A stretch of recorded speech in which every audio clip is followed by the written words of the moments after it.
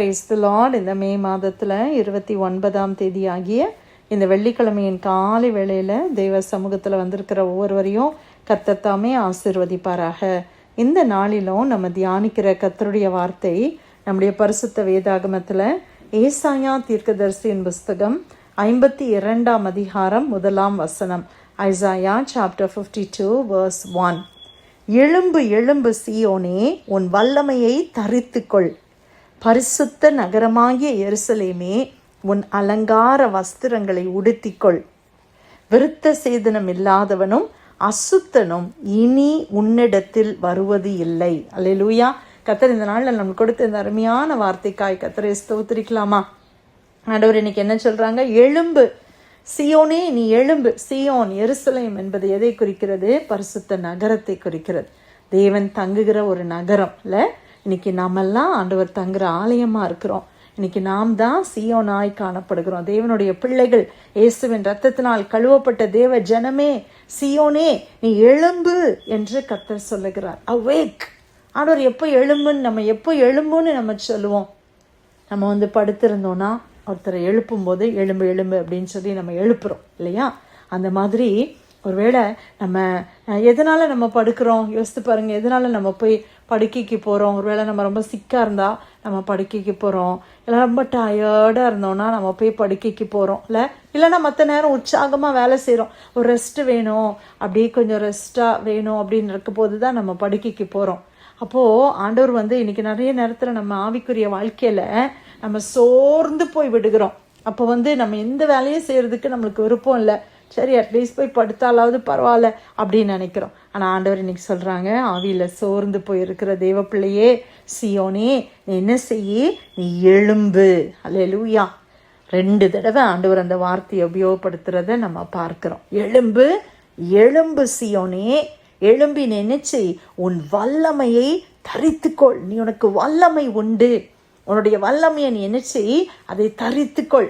நீ பலவீனன் என்று சொல்லி கொண்டிருக்கிறாய். ஐயோ, என்னால் இது முடியவே முடியல அப்படின்னு நீ சொல்லிட்டு இருக்கிற. அப்படி நீ இல்லை. நீ உன் வல்லமையை எடுத்துக்கோ. நீ வல்லமையை தரித்துக்கொள். அதை நீ எடுத்து போட்டுக்கோ. உன் அலங்கார வஸ்திரங்களை உடுத்திக்கொள். நல்ல அலங்கார வஸ்திரங்கள். எப்போ அலங்கார வஸ்திரங்களை உடுப்போம்? எப்போ உடுப்போம்? நம்ம இங்கே வெளியில் போகும்போது, ஒரு கல்யாணத்துக்கு போகும்போது, இல்லை ஏதோ ஒரு நல்ல செலிப்ரேஷன், ஏதோ ஒரு ஜாய்ஃபுல் எக்கேஷனில் நல்ல சந்தோஷமான ஒரு செலிப்ரேஷன் வரும்போது நம்ம என்ன பண்ணுறோம்? நம்மக்கிட்ட இருக்கிற த பெஸ்ட்டு நல்ல வஸ்திரத்தை எடுத்து நம்ம உடுத்தி கொள்கிறோம். அது பட்டு சாரியாக இருக்கலாம், அது வாட் எவர் இட் இஸ், இல்லை நல்ல அலங்காரமான வஸ்திரங்களை நம்ம உடுத்தி கொள்கிறோம். அது நமக்கு சந்தோஷத்தை கொடுக்கிறது. எப்போ அதெல்லாம் கலத்திட்டு நம்ம படுக்க போகிறோம்? எல்லாம் டயர்டாகி ஒரு மாதிரி நம்மளுக்கு கஷ்டமாக ஃபீல் பண்ணும்போது அப்போ தான் ஆண்டவர் சொல்றார், நீ எழும்பு, உன் வல்லமையை நீ தரித்துக்கோ. உன்னுடைய அலங்காரமான வஸ்திரங்கள் இருக்குது இல்லையா, அதையெல்லாம் நீ என்ன செய்? தரித்துக்கொள். அதெல்லாம் நீ உடுத்திக்கொள். விருத்த சேதனம் இல்லாதவனும் அசுத்தனும் இனி உன்னிடத்தில் வருவதில்லை. அப்போ இவ்வளோ நாட்களாக ஏன் சோர்ந்து போய் சியோன் இருக்கிறாள் என்று சொல்லி பார்க்கும் பொழுது அடுத்த வசனம் சொல்லுது, தூசியை உதறிவிட்டு எழுந்திரு, எருசலேமே நீ வீற்றிரு, சிறைப்பட்டு போன சியோன் குமாரத்தியே, உன் கழுத்தில் உள்ள கட்டுகளை அவிழ்த்து விடு. அப்போ கழுத்துல என்ன இருக்குது? கட்டுகள் காணப்படுகிறது. சியோன் சிறைப்பட்டு போனாள். பிசாசு என்ன செய்தான்? இல்லை எதிராளி என்ன செய்தான்? சியோனை சிறைப்படுத்தி கொண்டு விட்டான். அதனாலே தான் இவ்வளவு சோர்வுகள். ஆனால் ஆண்டவர் சொல்றாரு, நீ என்ன செய்ய? அதிலிருந்தெல்லாம் விடுவித்து, ஆண்டவர் நம்மளை விடுவித்தபடினால், பிசாசின் கட்டில் ஒரு காலத்தில் இருந்தோம், சாபத்தின் நுகம் நம்மளை சூழ்ந்திருந்தது. ஆனால் இன்னைக்கு ஆண்டவர் அதிலிருந்து நம்மளை விடுவித்து இருக்கிறாங்க. அதனால ஆண்டவர் சொல்லுகிறார், இனிமே அசுத்தனும் விருத்த சேதனம் இல்லாதவனும் இனி உன்னிடத்தில் வருவது இல்லை. இவ்வளோ நாள் பிசாசு அடிக்கடி வந்து போனான். வியாதி அடிக்கடி வந்து நம்மளை பலவீனப்படுத்துச்சு. அநேக வார்த்தைகள் நம்மளை நொறுங்கி போக பண்ணினது. ஆனால் இனி அது வருவது இல்லை. அல்லேலூயா. ஆகவே நீ எழும்பு சீயோனே, உன்னுடைய வல்லமையை நீ என்ன செய்? தரித்துக்கொள். இதுவரைக்கும் சின்ன சின்ன வார்த்தைக்கும் நம்ம என்ன செய்தோம்? அப்படி உடஞ்சி போனோம், நம்ம நொறுங்கி போயிட்டோம். ஆனால் இனிமே அப்படி இல்லை. கர்த்தர் சொல்றாரு, நீ உன் வல்லமையை தரித்துக்கொள். நீ யார் என்பதை நீ அண்டர்ஸ்டாண்ட் பண்ணு. நான் ஆண்டவரால் ரட்சிக்கப்பட்ட தேவ ஜனம்.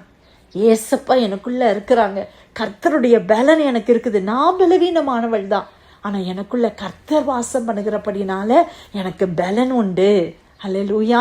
நான் வியாதி உள்ளவள் அல்ல, நான் ஒரு சிக் பர்சன் கிடையாது. ஆண்டவர் என்னை இதுல இருந்து விடுதலை கொடுப்பாங்க.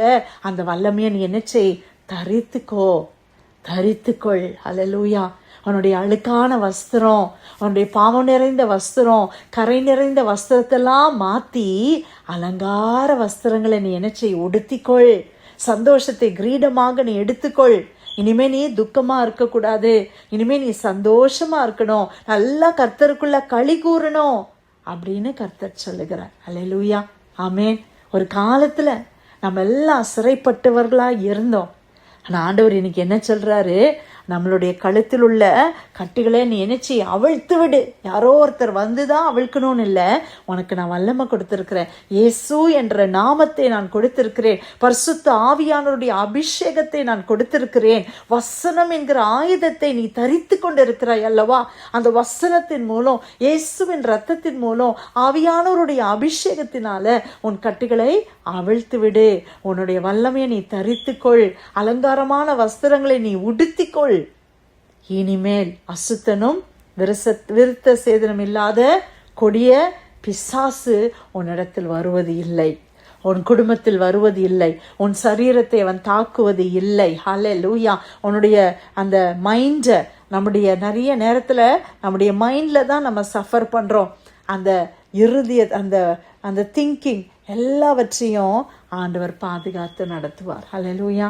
கர்த்தர் நாளில் நம்மளை பலப்படுத்தி நம்மளை உற்சாகப்படுத்தின ஆண்டவருடைய வசனத்துக்காய் கர்த்தரை நாம் ஸ்தோத்திரிக்கலாமா? ஏசாயா 52 அதிகாரம் 1 வசனம். எழும்பு சீயோனே, உன் வல்லமையை தரித்துக்கொள். பரிசுத்த நகரமாகிய எருசலேமே, உன் அலங்கார வஸ்திரங்களை உடுத்திக்கொள். விருத்த சேதனம் இல்லாதவனும் அசுத்தனும் இனி உன்னிடத்தில் வருவதில்லை. கர்த்தர் கொடுத்த அருமையான வார்த்தைக்காக ஆண்டவருக்கு நன்றி செலுத்தி பிரேயர் லைன்ல வந்திருக்கிற யாராவது நம்ம ஜெபிக்கலாமா?